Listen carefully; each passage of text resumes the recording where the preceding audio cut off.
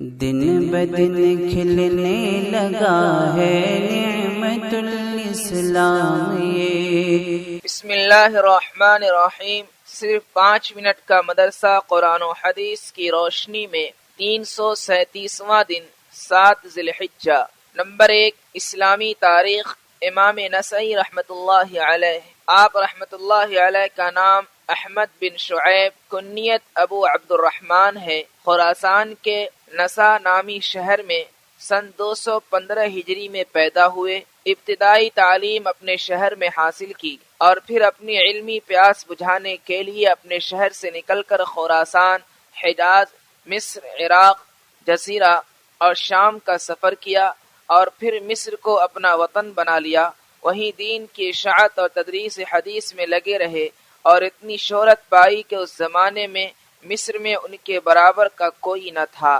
آپ نے حدیث کی کئی کتابیں لکھی، جن میں سے آپ کی کتاب المجتبی، جو ہمارے اور آپ کے درمیان نسائی شریف کے نام سے مشہور ہے، السنن الکبریٰ کا اختصار ہے۔ امام نسائی ایک طرف حدیث میں ماہر تھے تو دوسری طرف فقہ حدیث اور راویوں کو پرکھنے اور جانچنے میں لاسانی تھے۔ اس کا اندازہ آپ کی کتاب المجتبی سے ہوتا ہے۔ آپ ایک ہی حدیث کو بار بار لاتے ہیں اور الگ الگ مسائل کا استنباط کرتے ہیں۔ اس کے ساتھ ساتھ آپ بڑے عابد و زاہد تھے۔ راتوں کو عبادت کرنا آپ کا خصوصی معمول تھا۔ ذی قعدہ سن 302 ہجری میں آپ مصر سے نکلے اور فلسطین پہنچے۔ پیر کے دن 303 ہجری میں آپ کی وفات ہوئی۔ نمبر 2، اللہ کی قدرت۔ مختلف طریقے سے پانی کا اترنا۔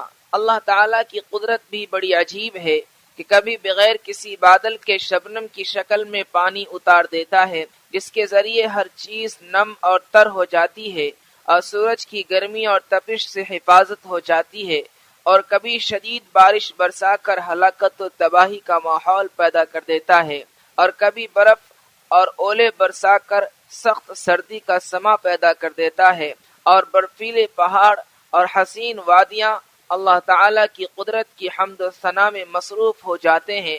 آسمان سے شبنم، بارش، برف و اولے برسا کر موسموں کو بدلنا اللہ کی قدرت کی زبردست دلیل ہے۔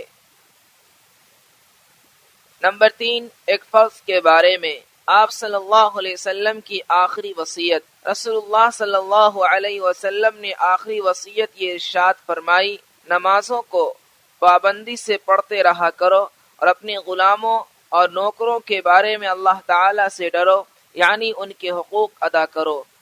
نمبر 4، ایک سنت کے بارے میں۔ کرتے کی آستین گٹوں تک ہونا۔ رسول اللہ صلی اللہ علیہ وسلم کے کرتے کی آستین گٹوں تک ہوتی تھی۔ نمبر 5، ایک اہم عمل کی فضیلت۔ عرفہ کے دن روزہ رکھنا۔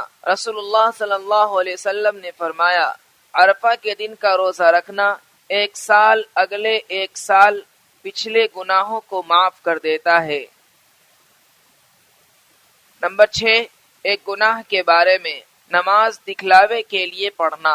رسول اللہ صلی اللہ علیہ وسلم نے فرمایا، جو شخص نماز کو اس لیے پڑھے تاکہ لوگ اسے دیکھیں اور جب تنہائی میں جائے تو نماز خراب پڑھے تو یہ ایسی خراب بات ہے جس کے ذریعے وہ اللہ کی توہین کر رہا ہے۔ نمبر 7، دنیا کے بارے میں۔ دنیا سے بچو۔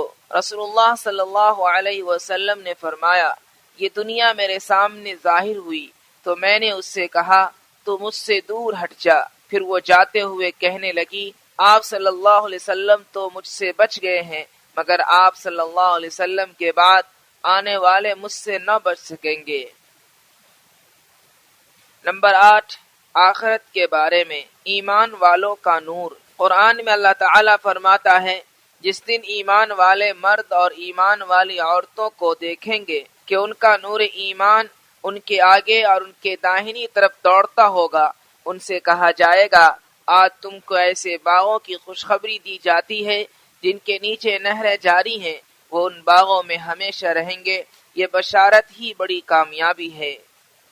نمبر 9، طب نبوی سے علاج۔ آسیبی اثرات کا علاج۔ حضرت ابو لیلہ رضی اللہ عنہ فرماتے ہیں، کہ میں خدمت نبوی میں حاضر تھا کہ ایک دیہاتی آیا اور کہنے لگا میرے بھائی کو تکلیف ہے۔ آپ صلی اللہ علیہ وسلم نے دریافت فرمایا کیا تکلیف ہے؟